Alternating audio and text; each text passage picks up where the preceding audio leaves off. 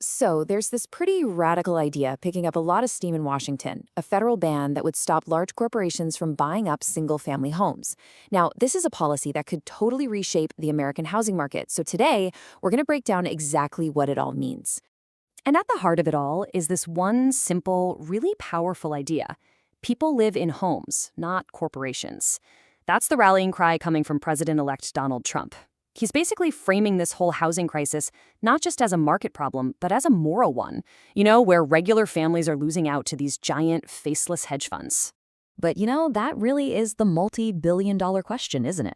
Would a ban like this actually make homes more affordable? Is this the silver bullet we've been looking for to save the American dream, or could it backfire with some really serious unintended consequences? All right, let's dig in. Okay, so first up, the housing showdown. Before we get into the nuts and bolts of the ban, we really need to understand the battlefield here. I mean, the housing affordability crisis has become one of the biggest political issues of our time, and it's setting the stage for a massive policy fight. I mean, let's be real, it's 2025. And with soaring inflation and sky-high interest rates, the dream of owning a home just feels farther and farther away for so many people. The math just doesn't work anymore. And when that happens, you get a ton of political pressure to find a solution, and fast. Now, this is where it gets really fascinating. You have to look at who is supporting this ban. It's created this incredibly rare political horseshoe effect. You've got populist Republicans like Trump and J.D. Vance on one side, and progressive Democrats like Elizabeth Warren and Jeff Merkley on the other, and they're all agreeing on this. It's a powerful and very unusual bipartisan alliance. Okay, so that's the political story. But to really figure out if this policy can work, we've got to separate that perception from the reality. We need to look at what the data actually shows. So let's ask the question, who is really buying up America's homes? So, you know the story we all hear, right? It's that Wall Street is buying every single starter home in sight. These massive cash flush firms are just swooping into neighborhoods, outbidding regular families, and turning the American dream into a rental nightmare. But is that what's actually happening across the board? Well, get this. On a national level, the slice of the pie owned by these huge institutional investors is surprisingly small. We're talking somewhere between just 1% and 4%. And that single number right there really complicates that simple Wall Street is the villain story. And when you break down who's buying these investment properties, the picture gets even clearer.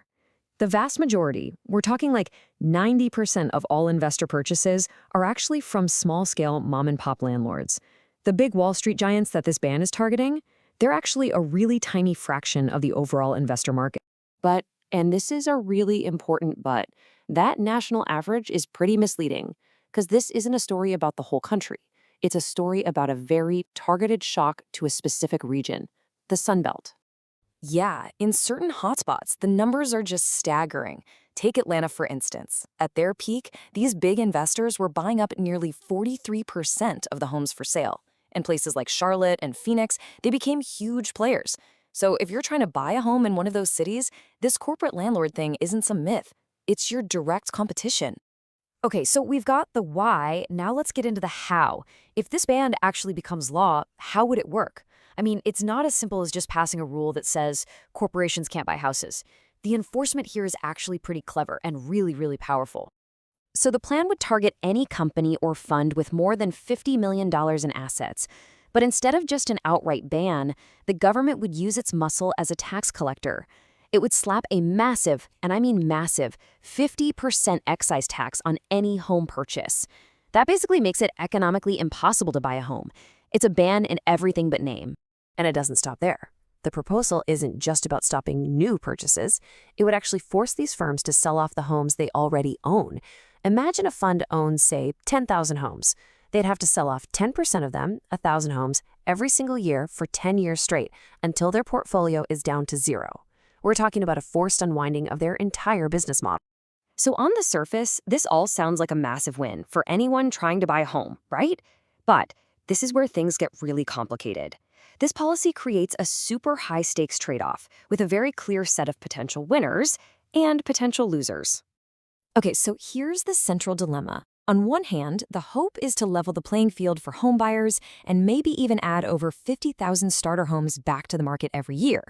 But on the other hand, for every single home an investor sells to a family, one rental unit disappears from the market. And that's the risk. You could shrink the supply of available rental homes, drive up rents, and even end up displacing the very tenants who live in those communities. You'd basically be helping one group by directly hurting another. And, when we look abroad for examples, the results are, well, they're pretty messy. The Netherlands tried something similar in 2022, and yeah, it helped some buyers, but rents also shot up by 4%. Canada banned foreign buyers, but it didn't really do much to bring down prices. And in Berlin, a vote to just seize corporate housing completely stalled because it was just too expensive. So the track record here is mixed at best. And all of this brings us to what might be the biggest question of all, the great supply question. Is this entire debate, as passionate as it is, actually focused on the right problem? Or is it maybe a distraction from the real root cause of the housing crisis? Here's the thing you absolutely have to understand. This ban targets who can buy a home. It's a demand-side policy. Think of it like a game of musical chairs. The ban is just about deciding who gets to sit in the chairs we already have. But America's real problem? We're missing somewhere between 3.2 and 5.5 million chairs. We have a massive, fundamental housing shortage. So you can really think of this as two different paths to affordability. Path one is banning buyers. It's a demand-side tactic. It redistributes the homes we already have. And hey, it's politically popular because you get to target a villain. Path two is building more homes. That's a supply-side solution. It creates new homes for everyone, and it actually addresses the root cause of the whole crisis. Now, to be fair, it seems like the administration gets this.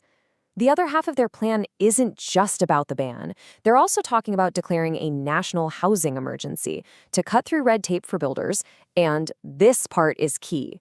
The ban would actually exempt new construction.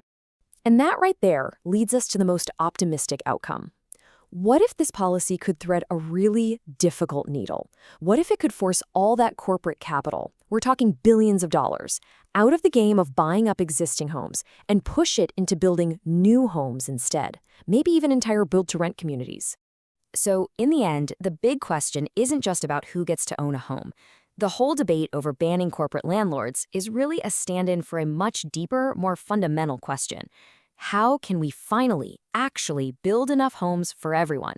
It's not just about who gets a slice of the pie. It's about how we can bake a big enough pie in the first place.